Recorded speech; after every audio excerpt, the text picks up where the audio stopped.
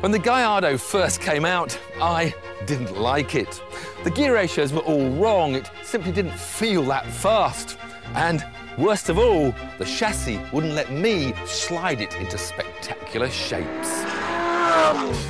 But this year, Lambo have shortened the gearing, given it more power, altered the suspension, and, by their own admission, made the steering more precise. They've also taken the roof off.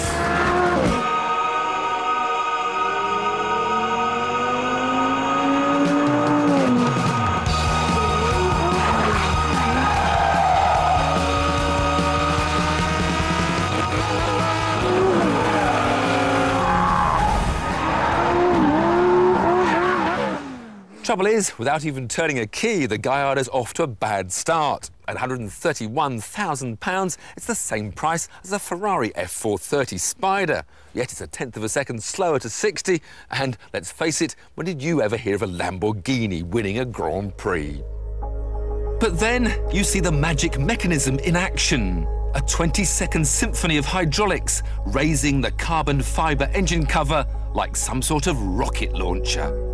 You catch a glimpse of a beautifully machined hinge, the 520 horsepower 5-litre V10. And you know this isn't a temperamental supercar. It's a hardcore piece of quality engineering, and it looks brilliant. Suddenly, I'm in the mood. There's no fancy starter button inside a Gallardo. Just a good old-fashioned Audi keyring to remind you who now owns the company.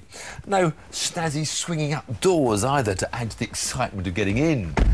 But there is a classically outrageous Lamborghini interior, and on the steering wheel, the Raging Bull logo to remind you that, of course, Ferruccio Lamborghini was a Taurus.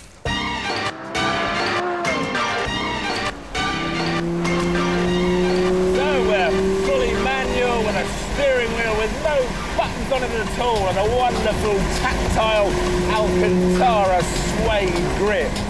Slim, more essential steering wheel. And if I just drop it back to second and get to the rems.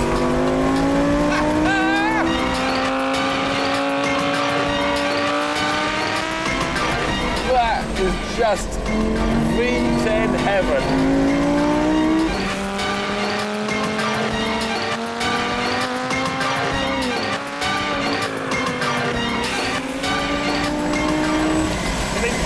ESPs are so good, you can literally come into a corner, hurl it, and the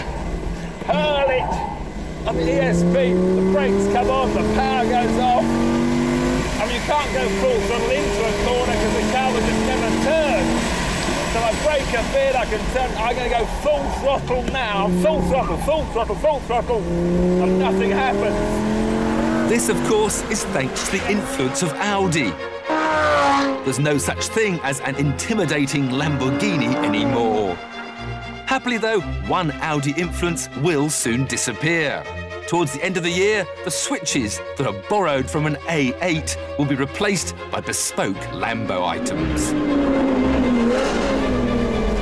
Time to unleash the beast. ESP off.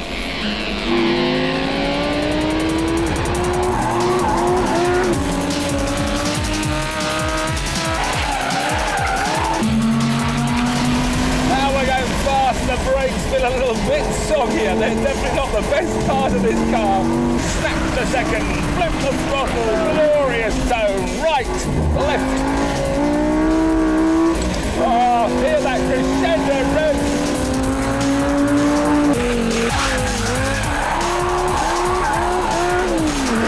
Second, you can feel it's heavy. It's not really as poised as a Ferrari.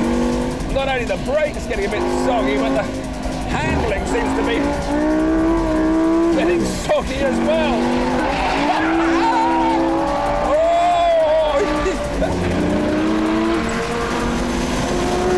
But it is a Raging Bull. It's a car that needs to be driven.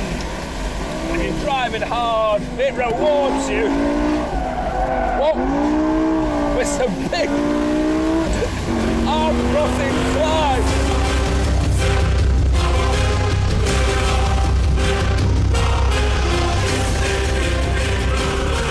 There is, however, one tiny downside to being a convertible. With the roof down, the top speed is 190 miles an hour. But with the roof up, the aerodynamics are better and the top speed improves to 197. Not that anyone's ever likely to find out.